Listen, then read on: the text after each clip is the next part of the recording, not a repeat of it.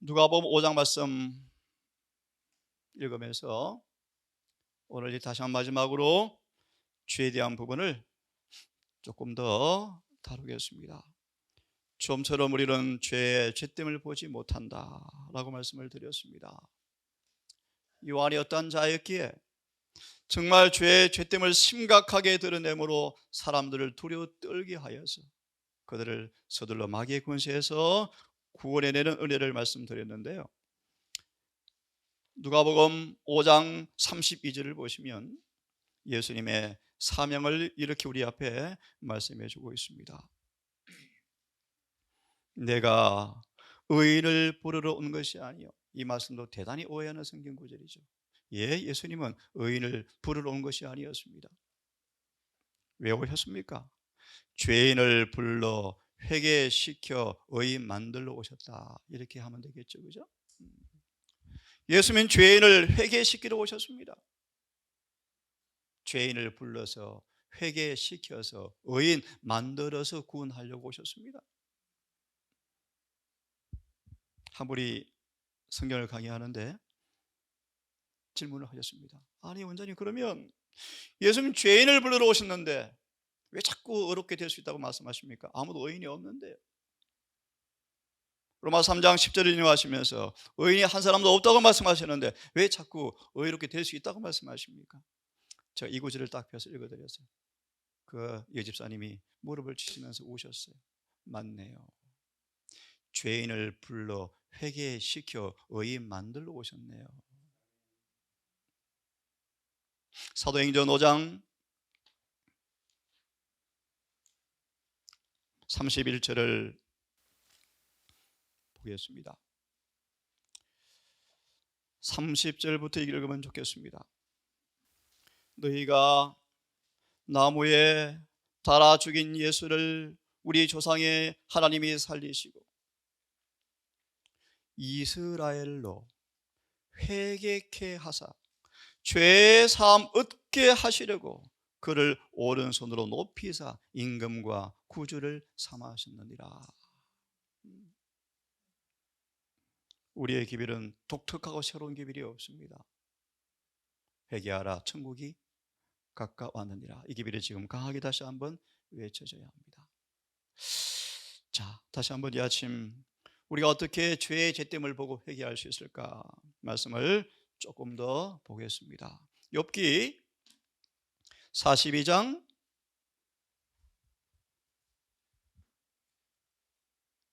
5절과 6절을 보겠습니다. 우리가 어떻게 정말 죄의 죄됨을 깨닫고 회개할 수 있을까? 조금 이따 깊은 말씀을 드리겠습니다. 많은 사람들은 죄의 마비가 되어서 죄의 죄됨을 좀처럼 보지 못하고 있다. 마태 11장을 보시면 예수님께서 그렇게 많은 권능을 베풀었지만 고을들이 회개치 아니하더라. 조금 참 아픈 얘기지만요, 재림교회 안에 100명 가운데 한 명도 의의 체험이 없다. 왜요? 회개하지 않았기 때문이다. 그렇죠? 대부분 살았다나 죽은 사람으로 가득하다. 점점 에스겔 37장처럼 마른 뼈로 되어가는 교회가 눈에 보입니까, 여러분? 하지만 용기를 내십시오. 희망이 있다고 말씀하십니다. 죽은 지 오래되어서 뼈가 먼지가 날 정도로 말랐을지 모르지만 주의 말씀이 선포되어지고 성령이 임하면 군대로 된다는 사실을 여러분 보셨죠? 용기 잃지 않기를 바랍니다. 욥기 42장 5절을 보시면 내가 주께 대하여 귀로 듣기만 하였사옵더니 이제 눈으로 주를 배움나이다. 이런 경험이 필요해요, 여러분. 그러므로 내가 주를 뵈니까 이사야처럼 다니엘처럼 내가 스스로 한하고 자신의 가슴을 치고 자신을 미워하고, 그런 뜻입니다. 한하다라는 뜻이 그런 뜻입니다. 티끌과 제 가운데서 앉아서 회개하나이다. 하나님의 거룩하심과 인간의 죄됨이 공개되어질 때 겸손한 인간은 회개하게 되어 있습니다. 보실래요? 6절을 주석을 보시면 이 놀라운 욥도 얼굴로 주님을 뵈자 가슴을 치고 통회하면서 티끌과 죄 가운데 최고의 겸비의 모습이죠. 죄를 뒤집어쓰고 회개하나이다. 욥도 폭풍 가운데서 주님의 음성을 듣고 하나 첨부하고 싶어요. 욥기의 교훈을 잘 배우십시오. 눈물 나는 경우 여러분. 욥이여, 과일이 떨어졌습니다. 염소가 죽었습니다. 아들이 죽었습니다. 여러분, 욥을 통한 교훈이 무엇인가를 깊이 배우셔야 하나님의 오해가 없어요. 오해가. 하나님은 사람을 구원하는 정도 이상의 깊은 목적이 있어요. 여러분, 이 구수의 경륜은 단순히 사람만 구원하는 정도가 절대로 아니에요. 절대로 아니에요. 부자선 1장처럼 죄가 왜 응합되었는가, 그것이 완전히 밝혀져야 돼요. 여러분의 삶을 통하여, 정말 우리의 구원의 경험을 통하여 그분의 성품이 온 우주에 다시 한번 뚜렷하게 드러나서 단순히 사람을 구원한 정도가 아니고 다시는 우주에 죄가 생기지 않게 만드셔야 돼요. 이 깊은 목적을 이해하시고 욥처럼 아들이 죽었습니다. 그 아픈 시련 가운데서 욥은 그래도 죄를 범치 않고 여호와를 경외하였더라. 이사야 54장 17절. 욥은 의를 받았기 때문이었다. 이 경험을 하기를 간절히 바랍니다. 자, 보겠습니다. 폭풍 가운데서 주의 음성을 듣고 내가 스스로 한하고 티끌과 죄 가운데서 회개하나이다 라고 부르짖었다. 이사야도 어제 보았습니다. 내가 입술의 죄 중에서 여호와를 보았으므로 내가 죽게 되었도다. 그 다음 말씀을 보고 싶고요. 갈바리 십자가 그늘 밑을 걸어가는 사람들은 자고하거나 죄에서 해방되었다고 의수되는 주장을 할 수가 없다. 그들은 하나님의 아들의 죄가 뭔가를 보십시오. 심장을 파열시킨. 자, 로마서 7장을 바로 보겠습니다. 로마서 7장을 얼른 펴겠습니다. 조금 빨리 진행하겠습니다. 제가 읽습니다. 로마서 7장 12절 13절을 먼저 봅니다. 이로 보건대 율법도 거룩하며 계명도 거룩하며 의로움에 선하다. 그런데 선하고 거룩하고 의로운 율법이 왜 내게 사망이 되었느냐? 그럴 수 없느니라. 오직 죄가 심히 죄로 드러나기 위하여 선한 그 율법을 통해서 죄를 깨닫게 하고 십자가의 나를 함께 못 박게 죽게 만들었다. 이는 계명으로 말미암아 죄를 심히 죄되게 깨닫게 됨이라. 여러분, 이 경험이 있기를 간절히 바랍니다. 하나님 율법을 통하여 죄가 얼마나 심히 죄된 것을 깨닫게 되어질 때 바로 펴시다. 7장 7절 9절. 자주 본 말씀이지만 다시 한번 보겠습니다. 7장 7절 9절. 율법에 관한 한 흠이 없다고 자랑했던 이 바울이, 자신의 가장된 의에 쏘갔던 바울이 드디어 율법의 성질을 깨닫게 되었을 때, 고 3장 18절, 수건을 벗은 얼굴로 주의 영광을 보게 되었을 때 바리새인의 아집과 교만과 편견이 벗겨지고 성령을 통하여 비로소 십자가의 의미가 이해되어지고 십자가를 통하여 비로소 율법의 참 성질을 깨닫게 되었을 때 그는 거룩한 거울을 보게 되었는데, 그는 자신이 비로소 죄인이라는 것을 알았다. 이 경험이 정말 절실해요. 인간의 표준으로 바라보았을 때 비록 죄를 끊었지만 싸운 적도, 11금 도둑질한 적도, 간음한 적도, 도둑질 없었지만 인간적으로 죄를 끊었지만, 외모로 죄가 없었지만 율법을 빌어서 깊이 들여다보고 하나님께서 그를 보시는 것 같이 시편 90편 8절 너무 잘 자신을 보게 되었을 때 그는 부끄러워 고개를 숙이고 죄를 고백하였다. 이 경험은요. 다음 문장을 보시면 그때 죄가 끔찍스러운 진면모를 드러내었고, 그의 자존심은 사라져버렸다. 그는 겸비하게 되었고 선함이나 공로를 더 이상 자기에게 돌리지 않았다. 자기 자신에 대해서도 마찬가지로 생각해야 할 것 이상으로 생각지 않고 모든 영광을 하나님께 돌렸다. 그는 더 이상 위대하게 되고자 하는 마음도 야망도 없어져 버리고, 아무리 원수 같은 사람일지라도 원수를 갚을 마음도 없고, 비난과 무시와 멸시를 아무리 받지만 민감한 반응도 없고. 맞습니까? 죄에 대해 죽었죠. 죄에 죽게 만들었죠. 다시 말해 회개했죠. 회개란 죄에 대해 죽는 것이라. 내일 드리겠지만 침례 요한은 예수 안의 자아를 완전히 감추었어요. 산상보 말씀처럼 예수 안의 자아를 완전히 감춘 사람들은 비난과 무시와 경멸에도 퀴념치 않을 것이다. 왜요? 자아가 감추어지기 때문이다. 이것이 회개한 자의 특성이에요. 맞아겠습니다. 다른 사람이 높아질 때 끌어내리려 하지 않았다. 부드럽고 온유하고 겸손하였고 항상 마음을 낮은 데 주었다. 왜요? 에베소서 4장 말씀 인용합니다. 그는 예수 학교에서 배웠던 학생이다. 학생. 여러분의 선생이 누굽니까? 예내신이 기억이 납니다. 우리의 말의 질은 우리의 스승이 누군가를 드러내고 있다. 거친 말, 투박한 말, 우리 선생 막입니다라고 하는 사람들이에요. 예수께 배운 사람들은 겸손할 수밖에 없대요. 그는 예수와 그의 비할 데 없는 사랑에 대해서 이제 이야기하였고 그분의 형상으로 점점 닮아갔다. 갈라디아 6장 14절의 말씀, 십자가는 정복자 이상의 존재가 만들어버린다. 복음은 단순히 죄를 사하는 정도가 아니다. 뭡니까? 완전한 변화를 주어서 정복자 이상의 존재가 되게 만들어서 구원하는 것입니다. 거듭 말하면 죄를 용서하는 정도가 아니고 죄가 남긴 상처를 완전히 암으로 치료해서 다시는 병들지 않게 만드는 것입니다.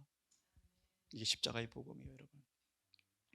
이제 이 바울은 온 힘을 다하여 영혼을 주님께로 인도하였고 영혼들을 위해서 이기심이 없이 이랬기 때문에 이 중요한 말씀이에요, 여러분. 바울은 그렇게 살았기 때문에, 그를 떠나고 배신해도 이기심이 없기 때문에 다 떠날지라도 그런 시험이 올지라도 머리 숙여 기도하였고 영혼에 대한 사랑은 점점 커져갔다. 회개한 사람 모습, 여러분 맞죠? 이런 바울을 여러분 닮고 싶어요. 안 그렇습니까, 여러분? 네. 그래서 동산에 우리 모든 사람들이 시간이 지날수록 서로 사랑이 식어지는 것이 아니고 더 깊어져 가면 좋겠어요. 조심하세요. 혹 타인이 시험거리가 된다 할지라도 죄에 대한 핑계는 절대로 될 수가 없어요. 사랑이 식어지는 것은 자기가 죄를 짓고 사는 것이지 남 탓하지 마세요. 하지 마세요. 그의 생명은 그리스도와 함께 하나님 안에 감추어졌고 그의 성전 가운데 있는 온 열정을 다하여 예수 그리스도를 사랑하였다. 각 교회는 그에게 기중하였고 각 교회의 신자는 그의 관심의 대상이었고 이는 그가 사람을 보되 그들을 그리스도의 피를 값으로 주고 산 영혼으로 바라보았기 때문에 시험이 왔지만 시험에 들지 않았다. 이런 바울처럼 이런 회심이 있기를 간절히 바랍니다. 이런 사람들에게 주님께서 놀라운 은혜를 주시죠. 갈라디아서 3장을 펴겠습니다. 갈라디아서 3장입니다. 24절과 26절을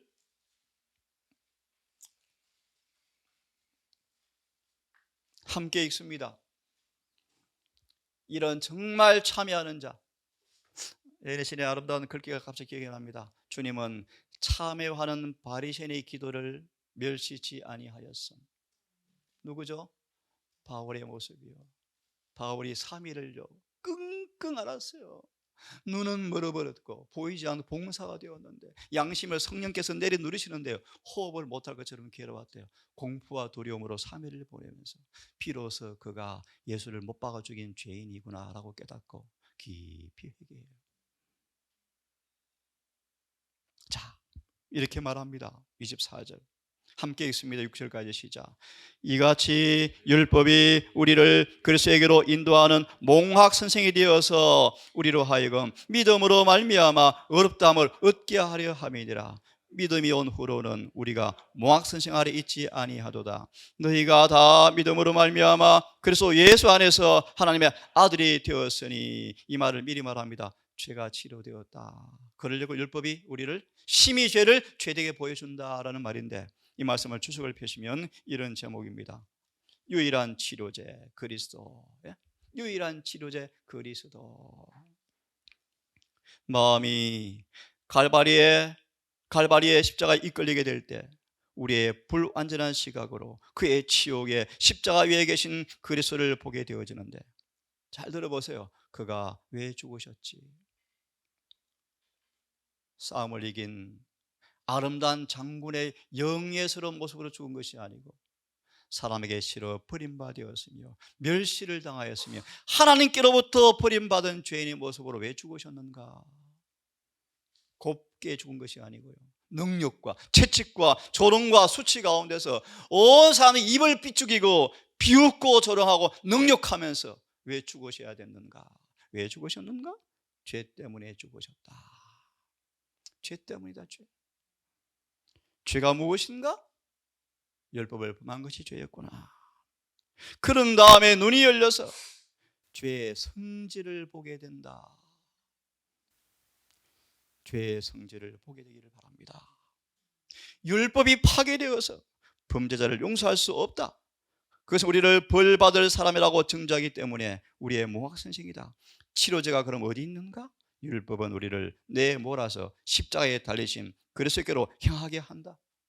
이는 그리스도께서 타락하고 죄 많은 사람들에게 그의 의를 나눠줄 수 있게 하기 위해서, 그의 의로운 품성을 입고 있는 사람들을 그의 아버지께 간합받게 하기 위해서 그분이 십자가에 죽으셨다. 얼마나 이런가. 우리의 죄를 대신 그분이 죽으시고 우리 의롭게 만들어서, 아버지 이 사람 죄를 안 지었는데요, 한 번도 안 지었습니다 아버지, 용서를 하셨지 않습니까? 내 이름 잊게 해주십시오 라고 아버지께 제시하기 위해서 그분이 죽으셨다.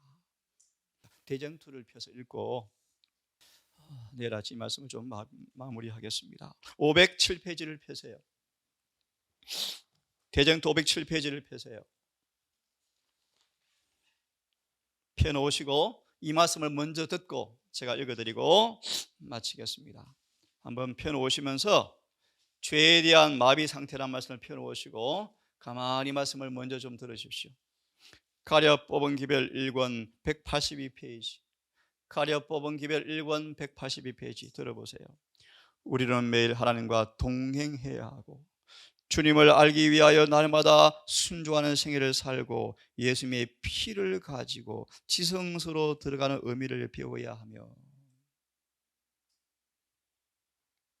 우리 앞에 놓인 소망, 영광의 소망, 골로새 1장 28, 29절 예수를 닮게 하는 그 소망을 붙들고 나가야 합니다.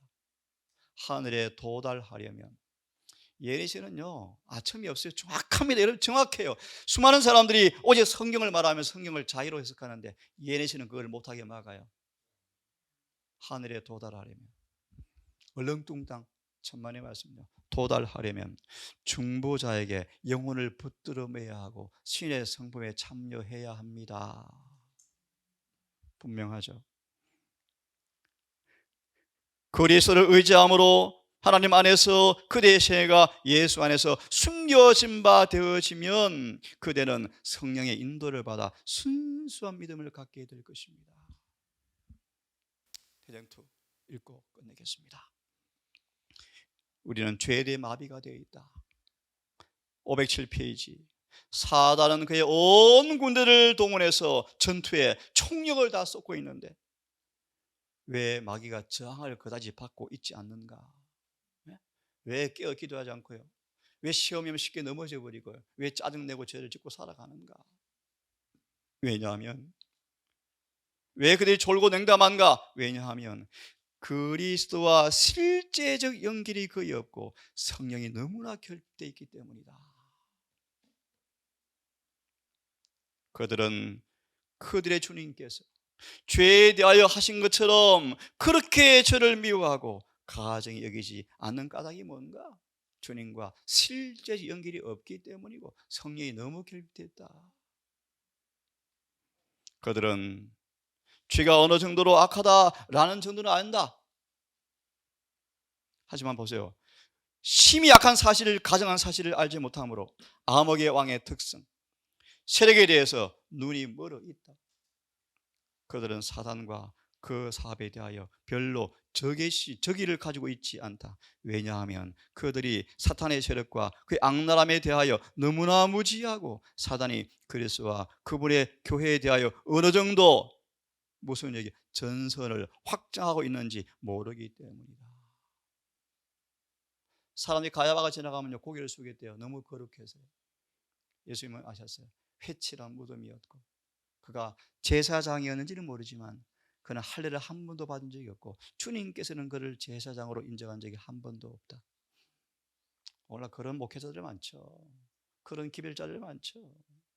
하나님 인정하지 않습니다. 여러분. 여러분 어떻습니까? 침례받았습니까? 주님 인정하실까요? 많은 사람들은 여기에 미혹된다. 여기에 미혹된다. 그들은 그들의 원수가 악한 천사와 임의로 부리며 잘 짜여진 계획과 기가 막히게 여러분 잘 짜여진 계획과 교묘한 행동으로 영혼의 구원을 방해하고자 그리스도와 싸우고 있는 강한 장군이라는 것을 알지 못한다. 세상을 마지막 궁지로 지금 사단이 몰아넣고 있어요. 지금 여러분 앞으로 저와 여러분들이 믿음으로 산다면 한 발도 뒤를 수 없게 지금 여건을 만들어 가고 있어요. 한 발자국도 한 발. 그럼 여러분 세상에 얽매이지 않도록 빨리 지혜롭게 사셔야 돼요.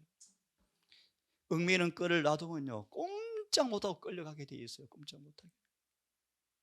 그래서 빨리 하나님 기도하시면서 앞으로 사단의 짐승의 표를 내릴 때쯤 우리를 세상 연결된 고리를 남겨두게 하면 큰일이잖아요. 그런 짐들을 빨리 벗어 해방을 자유롭게 사셔야 그때가 올지라도 두려워하지 않고 그분께 순종할 수 있을 거예요. 그것이 고 6장 17, 18절 말씀 너희는 따로 나와 있으라 그런 뜻이 따로 나와 있으라. 심지어 복음을 전하는 목사까지 사단의 실체를 잘 모르고 있다는 거예요. 사단은 끊임없이 활동하고 성공을 교회 안에서 거두고 있는데요 그 증거를 못 보고 있다. 그들은 사탄의 교활함에 대한 많은 경고를 등한히 한다. 그들은 사단의 존재 자체에 대해 알지 못하고 있는 것 같다. 사단은요 각 집, 도시, 교회, 의회, 재판정 안 간 데가 없대요.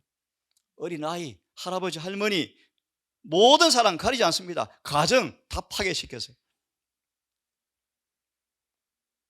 마치 사람들은 하나님이 정하신 것인데 뭐 라고 생각하고 있다. 죄에 대해 마비되어 있다는 것이 마비. 자비하신 아버지, 오늘 우리가 삶의 터전에서 땀을 흘리고 또 나가야 합니다. 하나님, 하지만 우리가 이 땅에 속한 자가 아니고 하늘에 속한 자라는 사실을 망각하지 말고 무슨 일을 하든 성령 안에서 하고 싶습니다. 주님께서 부름과 오시는 그 가운데서라도 주님 안에 있는 자로 발견되고 싶습니다. 아버지, 우리 사랑하는 가족들, 이 말씀을 듣는 여러 우리 귀한 성도들, 이 한날도 죄의 죄됨을 심히 깨닫고 죄의 성질을 참으로 깨닫고 유일한 치료제인 주님께로 달려가서 주님 안에 자아를 숨기는 그 은혜를 받게 해주셔서 죄가 남긴 상처가 치료되어지고 정말 상처가 아문 정도가 아니고 다시는 병들지 않는 건강한 사람으로 자라게 해 주시옵소서. 우리를 사랑하시는 예수님 이름으로 기도드립니다.